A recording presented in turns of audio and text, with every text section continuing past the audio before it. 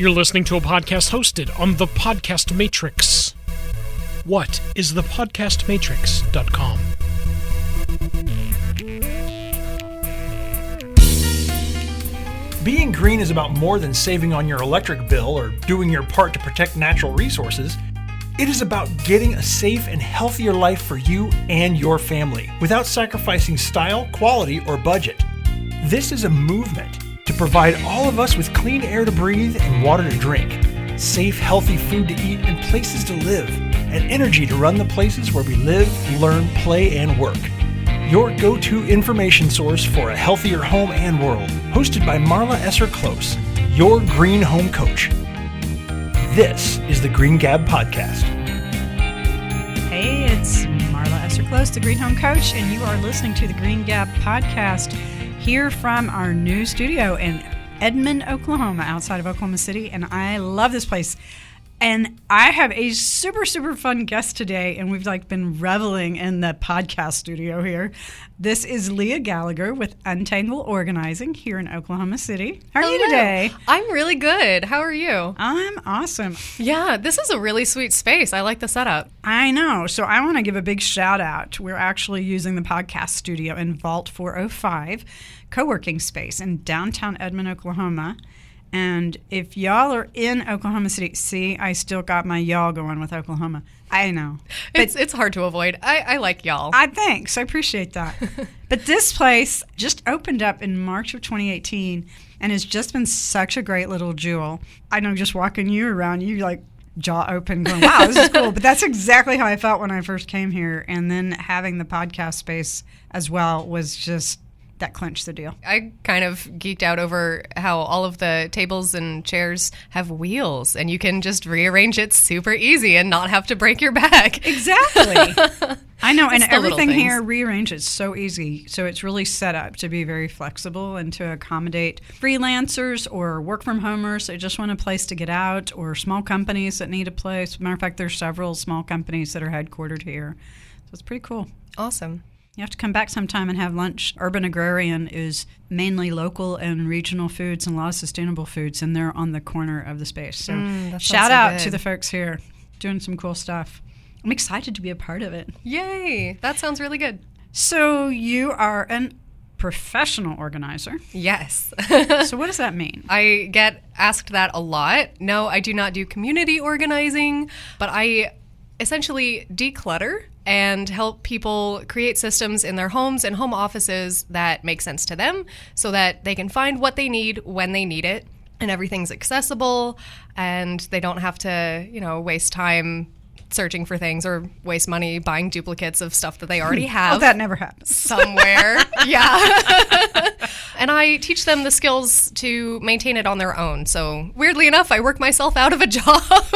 But that's a good thing. Yeah, like a good engineer. Right. No, that's a good thing. I like that idea. I am by nature a fairly organized person. Mm-hmm.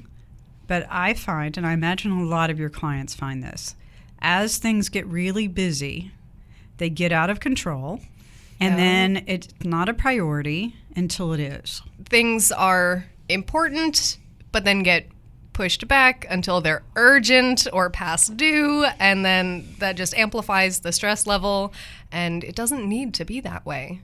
And I like to help people kind of minimize that and just cut that whole stressor out because they don't have to have it. I've gotten to know you through REI Women Business Center. I'm trying to remember what the rest of that was. Yeah, I think it's Center. I think you're right. And that's been... I've met so many wonderful people around here, particularly women, professional women, women that own their own businesses, et cetera. And that's been a fabulous resource. If you are in the Oklahoma area, this is a service available Oklahoma-wide. But I've met so many really just fun women like you, and women that are really doing some really cool stuff. And I'm so grateful for that. But I know the first few times we talked, you really had a chance to share your story and how you got started with organizing. And I'd love for you to share that story for our listeners because I think it's such a great story. Sure. I was not always organized. I have been organized for most of my life because I've had to be. I grew up with split custody, so I switched houses between my mom's house and my dad's house, and for some bizarre reason, who even knows how the custody gets split. I had like a split week, so like every other Wednesday I had to switch houses, and I don't know how I kept up with that. Probably not well, because my stepdad had to sit me down, give me a talk like, you know, your teachers have talked to us, and you can't just shove your papers in your backpack and hope that it'll come out okay.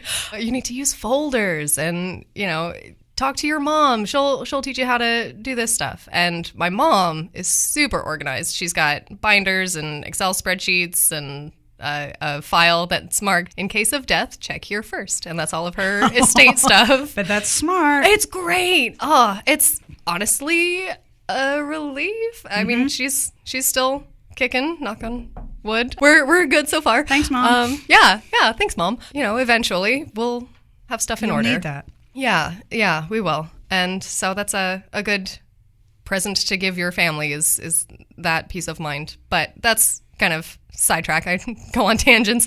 But yeah, so I learned how to be organized from my mom, and because I needed to be. It's just through necessity. And I loved it. I felt so much better just when things were chaotic and stressful growing up. I could organize my room, and this is my one space that's totally calm, and I get to put things away in their homes, and it looks so good. It was my sanctuary.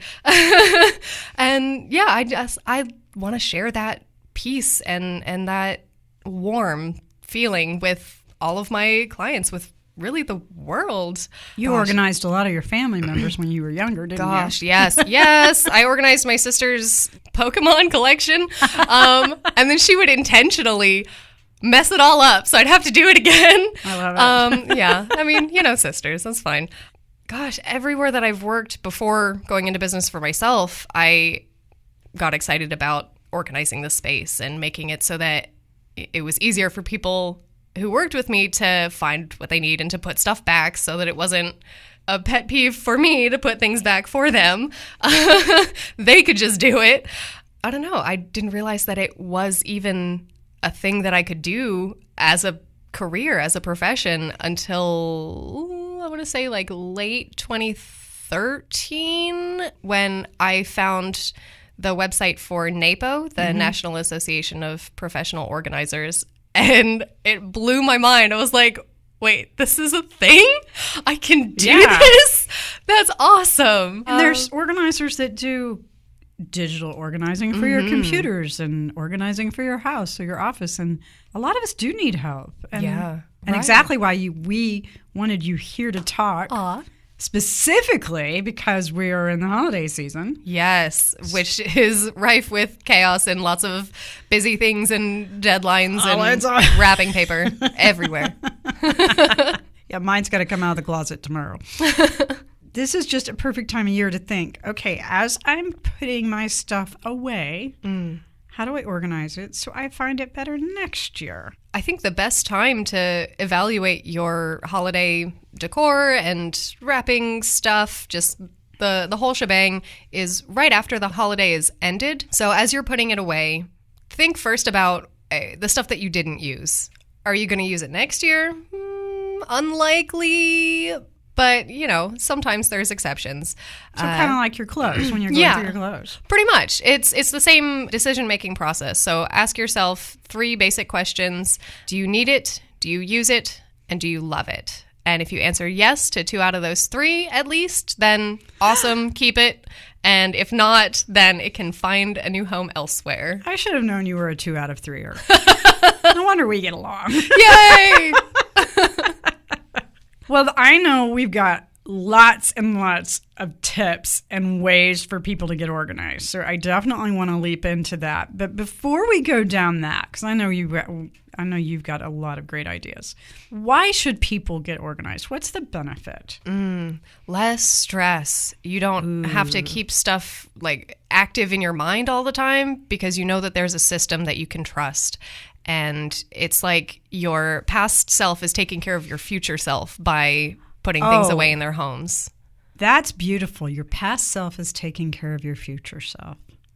I like that. Because, you know, there is no present. Right. Yeah. No. Except the gifts that we give ourselves. Right. Yeah, that's That's a really great way to think of that. Well, thanks. I I like appreciate to thank my past self when I've, set up my clothes for the next day and all my stuff is like packed and ready to go in the mornings. It's like, oh, thank you, past Lea, because I am not awake right now. I can't handle these decisions. Right. Yeah. Right. No, that's so perfect. Okay, so let's take a quick breather. Okay. And then when we come back, I want to do two things. Not only do I want to leap into all of the wonderful tips that you've been giving me little highlights of, I also want to talk about how this ties into this whole idea of green and sustainability, because it really does in a way that I think a lot of people don't think about. And so we'll be right back. It's plain old common sense. You want your home to look great, feel great, and perform great. Is it even possible to do all three without breaking the bank? Yes! In Living Green Effortlessly, Simple Choices for a Better Home, Marla Esser-Close shows you how to make your home green. Whether you live in a small apartment in the big city or a brand new single-family home in the suburbs. From integrating smart technology into your home to planting a rain garden, there are all kinds of ways to live greener. Get the book now at livinggreenbook.com. That's livinggreenbook.com. Thought about a career in voiceover? Need a great, cost-effective on-hold message for your organization or business? Don't know where to start? Check out The Voice Farm, your one-stop shop for voiceover needs. Check it out now by accessing The Voice Farm at voicefarmers.com and see what difference can be made with a company that is truly outside the box. From the Voice Box, voicefarmers.com. That's voicefarmers.com.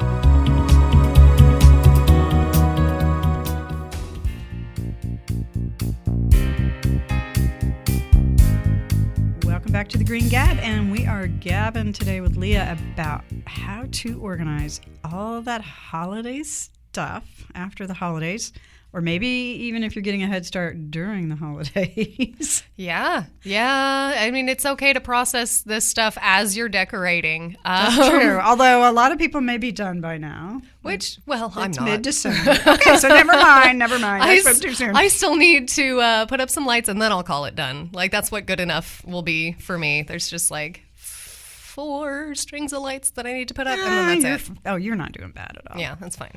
Hey, it's an incremental process. That's right. I have ornaments up. I've got the other little, just cute little guys sitting out on end tables. Nice. And yeah, that's kind of it. I get pretty minimal for decorations. I also want to make a point to our listeners that may not celebrate Christmas. This thought process applies to any of your holiday or seasonal decorations or things in your home, really. I mean, and a lot of this, I'm sure, translates really to anything. Yeah, absolutely. Okay, so we're going to pick on Christmas because we're 'cause Christmas it's right around the celebrating corner. people, and it's right around Yeah. the corner. But do know that this translates over very nicely. And we were talking off camera, off mic, and with the tie-in back, well, why does organizing matter to green and sustainability, since that's the topic of Green Gab? And you nailed it. Oh, reduce, reuse, recycle. It's pretty much the center of being green, and it is a huge part in organizing, because if you reduce the amount of stuff that you have, there's less to maintain. There's less that you feel guilty about throwing away. Reusing what you already have, you save money, you save space. Amazon boxes, like we all have probably too many. Especially this time of year. Yeah. And I find it easy to reuse those. I'll go on a tangent for a holiday tip. You can cut off the flaps of the Amazon boxes, or even a side of it, depending on the size of your string lights. And you can cut a notch in the top end and the bottom end, and just kind of like wrap your holiday lights or string lights, whatever they are, around the cardboard and tuck the edge into the bottom notch. And there you go. You've got flat storage for your lights. Nice. You know what my mom does? I thought was a great idea that I never thought about. She puts her extension cords inside of toilet paper rolls. Yes. Oh, that's so good. I love that. I'm like, I've done it for to hold my gift wrap. Yeah. I'll wrap it around like a cuff. But I'm like, Mom, that's awesome. I had no idea. I like your mom. Hey, what is it? Necessity is the mother of invention, right? Yeah, man. A lot of us have stuff that we pull out once a year for the holidays, for that 4 or 6 weeks, however long we leave it up, depending on what frame of mind we are when we take it all down. Usually depends on how easy it is to put it back up the next year and how easy it is to find stuff. So where do you start? Well, you can start pretty much anywhere as long as you get started. I think the where is less important than the just doing it. But you could start with, as you're taking the decorations down, take a look at the stuff that did not get put up and evaluate whether or not you're going to use that next year. If you are, then go ahead and keep that with the stuff that you're putting away and make a donate bag for the stuff that you just don't see yourself using next year at all. And maybe that'll be an inspiration to start a new tradition for somebody else. And it's not necessarily that you're throwing it away. You're giving it a new life elsewhere and freeing it from being buried in one of those bins in the closet or never know. basement. There aren't that many basements around here. Attic. There we go. I'm used to the basement section of a holiday decoration and all those like big old Rubbermaid tubs. Yeah. Me too. Past life. Exactly. So many of us inherit family treasures. Yes. Or maybe not treasures. Or you have your children's first grade ornaments that they made for you. And if you had, if you were really good at keeping that stuff, you may have a lot of it. Or you may have a lot of things from family that you feel obligated to keep because they were great grandma Gertrude's or whatever. How do you go through that stuff? What's that emotional process like? And a lot of that stuff you may, like I've got stuff I'm keeping for my kids.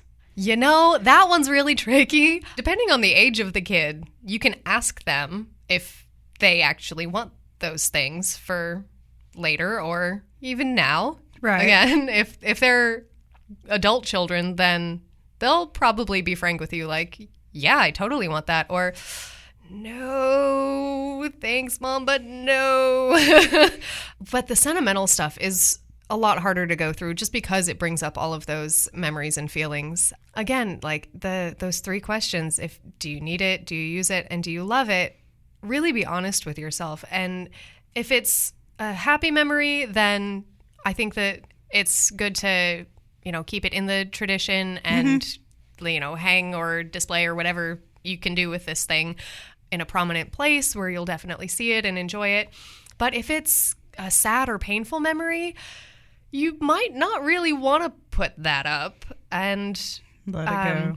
You can let it go. Or if there's a story that you really want to remember, but you don't like the object itself, maybe it's not your style and it was grandma's style, but you're just feeling something different. If grandma's still alive, then fantastic. Go ahead and talk with her however way you can, phone, Skype, in person, and record the conversation. You can just hit a voice recorder app on your phone or whatever fun tech stuff you want to do and have that story, and you can compile a collection of family stories. I've started working on that with my family, and that's more valuable than the item itself, is the story that the item holds.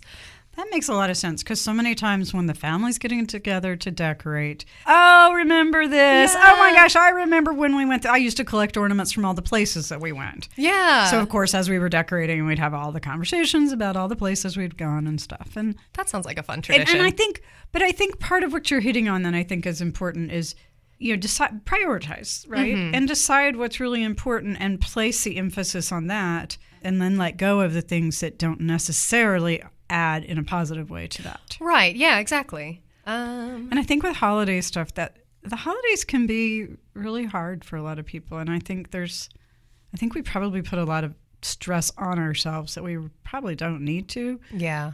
And, and then like, how am I going to get everything decorated? And is decorating a tradition in your home, or is it a chore, or is it a joy? Right. Yeah. For me, it feels like a chore, and that's why I am pretty minimal. It's like, here's my 5 things. We're done. Like, it used to be a fun family tradition as a kid. Like, it was a huge, huge to-do at my mom's house, just putting everything up. And then at my dad's house, we were kind of minimal-ish about it, but it was still a fun family togetherness activity. And then I guess after moving out on my own, it really wasn't the same. So traditions do evolve over time, and it's okay to change your practices and your decoration collections as your traditions change. Yeah, that's a good point. Okay, so back to getting people organized. Yes.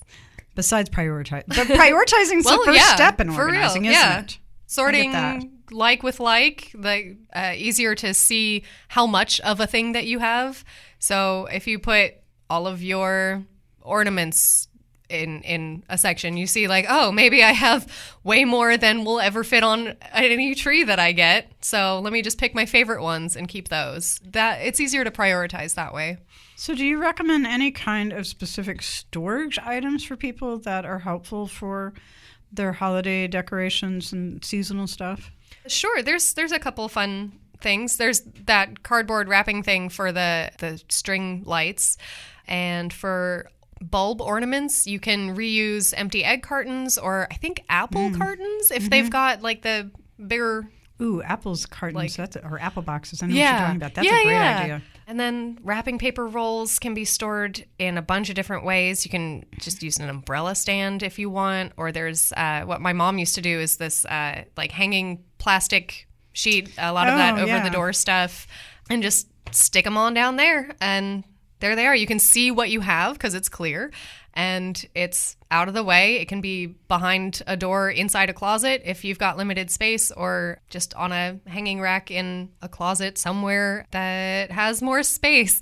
Man, closet space is so good. Oh. Yeah, I don't have enough. Yeah. All my wrapping stuff's in a clear plastic box, but it's on the bottom of the closet. So the rest of the year, I use gift bags because I can't get to the wrapping paper. Yeah. Not all bad. Well, and I actually save and reuse all the ribbons in the gift bag. Me too. So I have a bag of bags. I It's do great. too. I never buy the ribbons or gift bags. It's like, no, I've got enough. Yeah, I agree. I don't need to do too much of that. So what about when people are taking things down? I love your idea about, going through and seeing what you used and what you didn't use. So for things that people don't use but maybe aren't quite ready to let go of, do you recommend putting those in a separate box or container? Yeah, I do actually. You can set a date to revisit that box, or not necessarily to you can revisit it. Reassess that box. It can be 6 months, it can be a year, whatever arbitrary date that you decide feels good. Slap that label on the box of what's in it and the date that you want to revisit it. And if you have not opened that box before that date, it's okay to just let the box go unopened. Take it to Goodwill or wherever you want to gift it to, wherever you want to donate it to. Or if it's like really sentimental stuff and you do want to go through it again before making that decision, yeah, go ahead. But be honest with yourself if you really want that box or those things to take up the space that it took during that period of time, that 6 months or a year that you set it aside. It's like, oh, I'll decide later. Well, yep, now's the time to decide. And I think that's probably the hardest part, is the emotional part, isn't it? Oh yeah. I've gone through some of my memorabilia box recently. It happens once every year or two. And I'll pare down some of the pictures. I'll get rid of some things that just don't hold the same strong emotional tie to me anymore, or I'm just in a different phase of my life and it's not as meaningful anymore. But then there are other things where it's like, nope, that's too painful to revisit. Let me do that next time. And that's it okay. sticks around, and it's okay. Yeah. Okay. Hey, let's take a quick breather. And when we come back, now that we've gotten through kind of the hardest part of organizing, we'll come back and share some of your other tips, just some of the physical tips. That sounded wrong. Woo! Anywho, how you actually do it, folks. Hello. Okay, we'll be right back.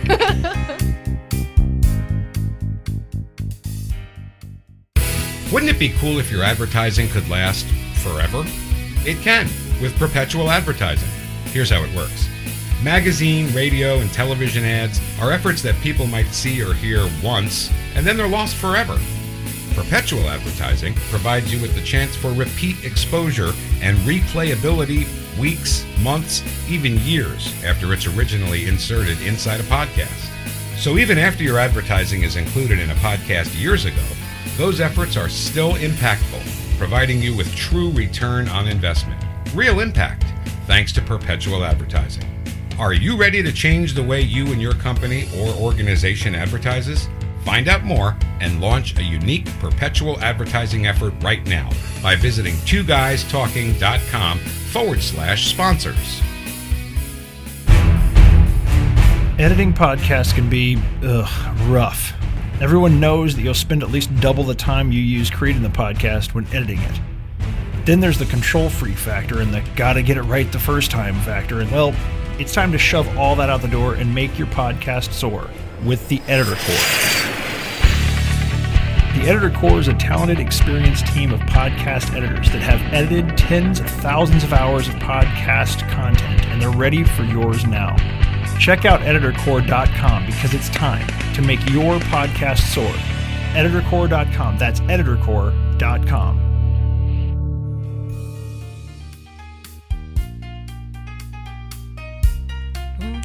Back on the Green Gab, talking organizing, especially holiday organizing with Lea of Untangle Organizing. That is so hard for me to say. Yeah. I realize that non-existent D is actually really tricky. It is, but it makes you very unique. Aw, thanks. Right? I've had people ask if I'm a hairstylist because of the name Untangle, and I realized, oh no, I missed my calling. Should have done that. But no, this is actually way better for me. So when I first saw the name of your company, the most vivid picture that came to mind was untangling necklaces that would get all yes, enmeshed together in my jewelry box. And I remember as a kid, when I could still see without glasses, learning to pick apart the strands. Yeah. So that was the vision I had when I first met you. Well, I have done that. And that's kind of fits. Yeah, it definitely does. And that honestly plays into proper storage. And there you go. If you've got the right kind of storage for your necklaces or holiday lights or whatever. Exactly. Yeah, then that was won't a good be a segue. tangled knot. Woo! That was great. Oh, we rocked this one. Okay. Well, and you're going right down the path. This is great. I don't even have to lead you, since we wanted to talk more about storage, the physical attributes of what to do with all the holiday stuff. Keeping it so it doesn't get all messed up for the next year is primo. Yeah, exactly. Really appealing, ginormous plastic tote bins. A lot of them are fun colors. I've seen a lot of, red and green ones for the Christmas stuff. But then, since they're solid colors, you can't really see what's in them. And some of the bigger ones will hold literally everything. So they'll be too heavy to lift, and the stuff at the bottom just gets buried or damaged if it's not put away properly. So think about the size of the things that you have and how delicate they are. You might not want to put your breakable ornaments in the same box with your bulky I don't know, so what other stuff. So I have a bunch of miniature Christmas trees. Oh, yeah. And garland, and so I could put those in a big box together because they're lighter. Yeah. But then my ceramic ornaments and breakable ornaments, I'd want to wrap in tissue and put in a more protected, smaller box, so they wouldn't be so heavy. Is that what you're saying? Like the egg carton, and you can even put the egg carton inside not necessarily a shoebox, but just a smaller tote bin. Yeah, okay. Yeah. Okay. Think, bigger items, bigger boxes, and tiny items, tiny boxes. As long as they're lighter, right? Yes. So big. Yeah. Because I've got several of the 3 foot long boxes or 4. I don't know. Okay. I'm only 5 foot tall, so they're big to me. Aw. I was trying to think what else went in those. I have the Christmas trees and the garlands and my Santas, because I have a Santa collection. Oh, yeah. Collections. So you can keep those items together. You might have your Santa collection bin. And so you know exactly where that is, and you're ready to put out all your fun little Santas, and there they all are. You don't have to search for them or go now I know I'm missing one, but where is it? It's all just there. And then sometimes, I have a few Santas that could be ornaments or they could be Santas. And so I had to choose, which one are they really? Yeah. And I'm assuming there's not a right way or a wrong way. No, of course not. That's what works for you. I've been okay organized with Christmas stuff. And this year it paid off because I didn't decorate this year. Well, I decorated for an hour. But my home looks lovely. So, my husband was in the hospital for about a month. He wasn't supposed to be there for a month, but it happened. But the second or third time we thought he was coming home, we were like, we wanted to get decorated for Christmas because I didn't want to be doing it when he was home. And so some of his buddies came over and did the lights, which, of course, somebody else, a complete stranger, a friend of a friend's, okay, not a complete stranger, but a friend of a friend's, complete stranger to me, was so sweet and came over and helped me get all my stuff out of the attic. But so the guys put all the lights up, which was awesome. And then my mom and a friend came over and decorated my house. I helped them for like an hour, and then I had to leave. And that was a really good lesson because, everything was in boxes that had labels so they could find stuff. But then they weren't married to doing stuff the way I wanted to do it, or I would have done it. Yeah. So it was like this whole new, fresh approach to how my home was decorated. That's great. But that was a good. So maybe we ought to all switch each other's houses every few years. That's a great tradition.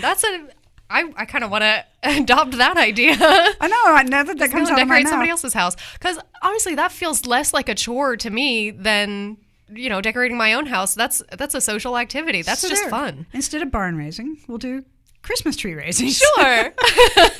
You never know what we're going to invent on this show. You heard it here first. Uh-huh. Okay, so good containers. Yes. Sturdy containers, I'm assuming. Yes. I would avoid cardboard or anything that would be affected by the elements if you're going to store your stuff in an attic or a basement. Yeah. Yeah, that's asking for trouble there with cardboard and fabric bins. So attics in particular we were chatting about because living in Oklahoma, a lot of houses here have attics because we don't have a lot of basements here. And attics are going to usually be subject to more extreme weather conditions than basements would be. Yeah, for sure. All that heat. So the heat, that was one thing we were really pointing out because a lot of attics are not insulated in the roof decking, so they get hot in the summer. You wouldn't want to store anything that could melt, right? Right, yeah. Like you don't want candle wax dripping on your Santas. Yeah, no. So if people do have things that it might be more temperature sensitive, maybe put those elsewhere? Or? Yeah. If you have the closet space, maybe a top shelf in a closet, I hesitate to just shove everything into a closet because then it'll get buried. But for things that you use seasonally or just occasionally, it's not a daily thing, even if it's only a couple of times a year that you access the decorations or even some special serving plates or just fun stuff. Isn't that what the cabinets on top of the refrigerator right, are for? The ones that I can never reach? Yeah. I need a step ladder to get up there. That's where the candles will go. Sure. Yeah, actually, that's great. So stuff that you don't access often can be in kind of an inconvenient, out-of-the-way place and keep the prime real estate of the arm's reach cabinets and closets and stuff for the stuff that you do use daily. My home in St. Louis, I had 4 big, huge metal shelves in my basement, and I had one whole shelf dedicated to Christmas stuff. It was awesome. That was the best organized basement I've ever had in my life. That's one of my challenges transitioning to an attic is I don't have shelving up there. Yeah, that's so hard because the low ceiling, there's not much that you can do for shelving. Yeah, we floored more space over our garage, so we had a little bit more space. So, yeah, that does force us to think more carefully about what we're doing and where we're putting stuff. Yeah. Yeah, ideally, I wish I had enough room in the garage, but... Yeah. Not yet. Man. Yeah, garage storage can definitely be a tricky one, and I'm sure that's a whole other podcast we can dive into with that. And a lot of people here have sheds. Yeah. So... a shed's going to be subject pretty much to the same conditions that an attic would. Pretty much, yeah. And I don't know if it's more or less susceptible to rain and precipitation or not, depending on, I guess, how well it's built or insulated. Right. Pay attention to where you're storing your stuff and make sure it's protected. Exactly. Is basically the message there. Yeah. Okay. And then I'm assuming the containers should all be labeled. Yes. Oh, thank you for bringing that up. Labels are super helpful. If you have... a label maker, then great. But if not, it's you don't need one. You can either like write on some printer paper and use packing tape to put that on your bin, or you can use painter's tape, and they actually make green painter's tape, and I think it's called frog tape. The frog tape. Yes. Oh, it's so good because Sharpie shows up way better on that. Oh, that's a great idea because I've been using the blue and that didn't show up as well. Yeah, that's hard for my eyes. I think that's hard for anyone's eyes. But the green tape is what I use, and I'll use that for temporary labels with my clients to be like, okay, this is your new thing. Okay. And if you want to keep labels, then great, we can make fancy ones. Or if you would just rather not use labels at all, this is here until you remember that this is their home. And then you can just peel it off. It doesn't damage anything. So I have a sneaking suspicion that part of the reason people love having you work with them is because it's a lot easier to do the hard stuff when you have someone to do it with you. Oh, for sure. It's actually fun to work with me. I mean, I'm a little biased, but yeah, it is fun. Well, thank goodness. You dread diving into this pile of stuff, whatever it is. And then somebody's there with you, and not only is it another set of hands making it go by faster, but it's a really good energy, and we just kind of fuel each other, and we're upbeat, and like even if there are tricky decisions, like you don't have to face it alone. And I am there to help you just work through the process, ask you questions to kind of clarify your own vision, because I don't have the vision for you, you do. And I don't know, it's just so nice to watch that unfold, and I get as excited about uncovering floor space and surface space as they do. So it's, nice. I don't know, it's just amplified. It's great. Well, that is a perfect place for us to wrap this up. How do people find you? Wrap it up with a bow. Wrap it up with a bow. And I love that, this whole idea of a gift from your past self to your future self. I think that is exactly it on par. But the cool thing about working with you is you do not have to be physically in the same location to work with you. Tell me how this all works. Yeah, so there is the awesome body doubling aspect when I am in person, but you still get that same motivation and encouragement and excitement and expertise and guidance from me. If you don't live near me, I can reach you across the country and across the world. So I do virtual organizing as well as the in-person stuff. We just talk on the phone, do some photo sharing, and I keep track of your project, give you your next steps in manageable chunks. I don't want to overload you with homework. I'll give myself some homework too. I check in with you, help you along the way as you do the physical stuff yourself, but I do all the essentially project managing and brain work for you. So accountability too. Oh, totally. So maybe if people want to work with you virtually, they have maybe a buddy that would come sit with them when they're going through stuff. Yeah. Oh, that's fun. I definitely encourage that. Or like put on some good music and Rock just it get out. into a groove. It's there great. There you go. So your website is? My website is untangleorganizing.com. And there is no letter D involved in any of this. So it's UNTANGLE organizing.com. With her radio voice. And you're on Instagram, Facebook, and I can't remember where else. So maybe that's it. No, I think that's it. Just Instagram and Facebook. Okay. Also at Untangle Organizing. And if people want to communicate with you, what's the best way to do that? You can email me, text me, or call me. My email address is Lea, Lea, at untangleorganizing.com. And my phone number is 405-458-0408. Well, Lea, it has been so fun to talk with you about getting organized after the holidays. Yay. And everyone out there in Green Gab Land, I hope you have a wonderful holiday wherever you are celebrating and however and with whomever you are celebrating. And here's to an organized way of putting it all back together when you are unpacking it. Stay green and have an awesome holiday. We'll rock it out on the Green Gab. Take care. That wraps this episode of the Green Gab podcast. Ready to use what you've learned? Get the show notes with all the resources mentioned in this episode, plus 9 simple, straightforward, low to no cost ways to improve the health of your home and world today at everydaygreenhome.com. Be sure to subscribe now on iTunes, Stitcher, or your favorite podcast app so you never miss an episode. Thanks for listening, and remember, being green is easier and more affordable than you think.